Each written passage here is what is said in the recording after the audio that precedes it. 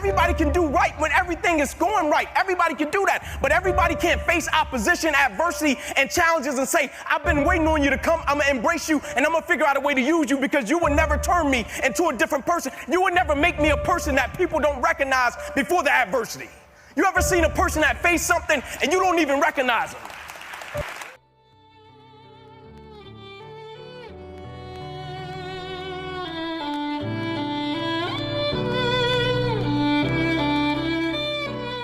When do a person start to really live? When a person has faced death, and I came in contact with death, but I beat it and I conquered it and I survived, and I felt as if somebody pulled the shades up on my life and they said, now you see life for what it's really worth. My perspective had totally changed.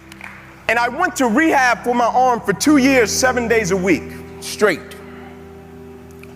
And they would order me different machines. They would get me an arm skateboard. They would get me different things that I could breathe in because they cut me 6 times down my left thigh. They cut me 1 time across the left side of my neck, 1 time across the right side of my neck, twice through my right ribs. They cut out my right pec. They put 350 staples in my body and they bandaged me from my neck to my knees. I had to learn how to walk again.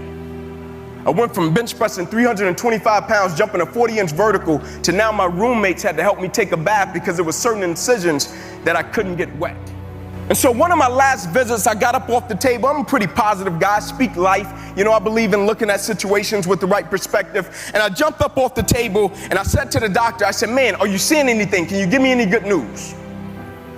And he said to me as he dropped his head, he said, Ink, you probably will never be able to use that arm or hand again for the rest of your life. And I responded to him and I said, physically. And he said, physically? That's interesting. I said, yeah, physically. I said, physically, you know, I can't punch anybody with my right. I got a mean left, right? I got a mean left hook. I can't do a lot of things that I want to do with my right. I can't. You know what's one of the coolest things that I thought was as a kid, right? It wasn't anything with athletics, and I was a four-sport athlete. But one of the coolest things that I thought about my whole life, right? When I was a kid and I grew up in this community, I saw everything by the time I was a senior in high school. I saw murder. I saw people get robbed. Saw people get stabbed. I saw drugs being sold. I saw people use drugs. That's why I never touched any of it. But when I was a kid, there was a swimming pool on the other side of the tracks in my neighborhood, right? Other side of the tracks, swimming pool. And I would walk past the swimming pool all the time. And the coolest thing in the world to me, not just what's in the world, the coolest thing was when I would see a father and he would grab a kid and he would throw him up and he would catch him. And they would laugh and they would smile, and I would always stand on the fence and I would say, man, I can't wait until one day I have my wife and my children and I could take them to a pool and I could throw them up and I could catch them and I could see them smile. And when the doctor looked at me and I said, physically, I said, I can't do some of the things that I wanted. I can't throw my kid up like I wanted to in the pool. Like some of the things I can't do. I said, but I could use this arm every day for the rest of my life by the way that I live my life, because I would never let a circumstance or a situation define my life. Adversity is adversity.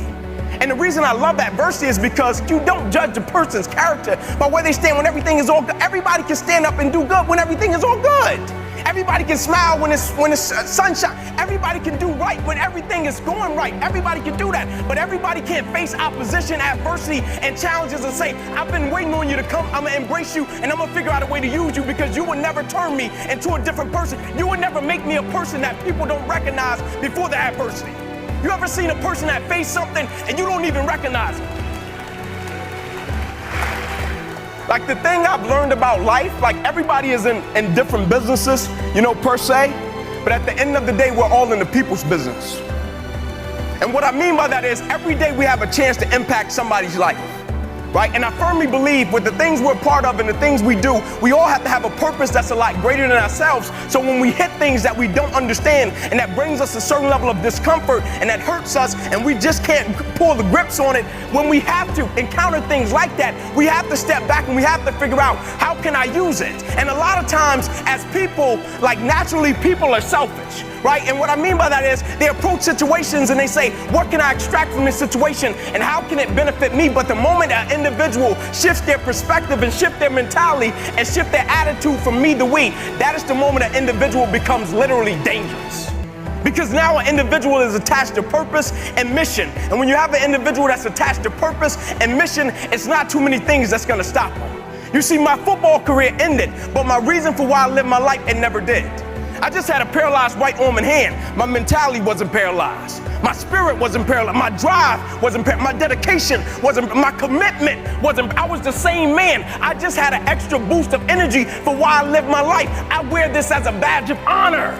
Every single day, the adversity, the opposition that life sent to break me, I wear it as a badge of honor because I understand every day of my life, I represent something. It's just like every individual in this room, every company, every brand. When people see you, they think something. We've all seen those people, we see them coming, we're like, oh, here come this crybaby. No, they're whining about something. And then we've all seen those people where we say, man, where you been, brother? I've been needing to see you, man. How can we be those type of people in our companies and our families and the things that we're connected to? How can we be those people that's a breath of fresh air, man? How can we be those people that live life with passion and compassion? How can we be those people when we ask people questions, we don't just listen with the intent to reply, but we actually listen with the intent to understand? How can we be those people that understand everybody that comes across our path, they come across our path for a reason. And so when we approach them, we listen, and we share a little bit of love, and we want to leave them a little bit different. Like, I'll never forget, I talked to the guy that I encountered the hit with that left my arm like this, and that changed my life. I'll never forget, I talked to him. He called me, and he played for the University of Air Force, obviously, and he just so happened to be from Atlanta. And he calls me, and I picked up the phone. It was about a year and a half after my incident happened. I pick up the phone, this guy is crying his eyes out. And he says to me as he's crying, I'm sorry. I'm sorry, I'm sorry. He said, I didn't have a shot at the NFL. He said, you did. He said, I feel as if I messed your life up. And I said to him, thank you. He stopped crying. He said, what do you mean, thank you? I said, I'm saying thank you because if this incident didn't happen, who's to say that I would be the man that I now am? Who's to say that I will be the father that I now? Who's to say that I will have the perspective that I have? Not that my perspective was bad before. Adversity, it's all about perspective. It's never about what we go through. It's how we view what we go through. And when I told him thank you, the reason he didn't understand it, it's not so much about a story, right? We all have stories. Like the ESPN producer told me, he came down to see me in Atlanta and they shot my little special, and he told me, I'm not coming just for the story. Everybody has a story. He said, I'm coming because I can't understand your perspective, and I can't understand how you can be thankful for something that brings a lot of people pain, and they just can't understand. I can't understand how you're thankful for something that a lot of people can't even process, and they will use it as an excuse. And I said, you probably can't understand it because you don't live life the way that I live it. Every single day I wake up, the only thing I need is a breath of fresh air. That's it.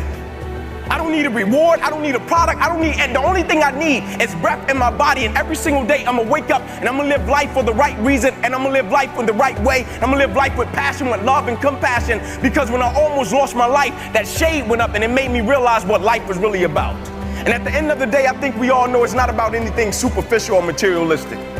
We've all experienced that. We've all got that new car, and then 3 days later, it's just a new car. And then we've all done something for a family at Christmas. And why did it feel better when we did something for a family at Christmas than when we did something for ourselves? Because life is attached to growth. And life is attached to service. And what that service is serving something that serves a lot greater purpose than just ourselves. And I'm reminded of a story about two gentlemen, very wealthy, ran companies, very wealthy. They ended up getting terminally ill. They put them in this facility. The guys were in this facility. They would come out every single day in the common area. They would have fun. They would do their thing. And they would put them in a room. They would eat. They would drink. And so one of the guys, he asked the nurse, he said, hey, nurse, can you put me in a room with that guy? I really like it, man. We're having a great time. We're hitting it off. She said, sure. She put him in the same room. So you bring them something, water, something to drink, some food. Every single day they would eat, they would drink. And so one of the guys, he had a bed and it was by the window. And so every single day, his buddy on the opposite side would say, man, can you tell me what you see out that window when you get the strength to lift yourself up? He said, yeah, cool. So every single day they would eat, they would drink, and he would lift himself up and he would look out of the window and he would say, man, I see a beautiful skyline. Say, man, I see beautiful flowers, beautiful kids, running, playing, beautiful couples, walking, holding hands.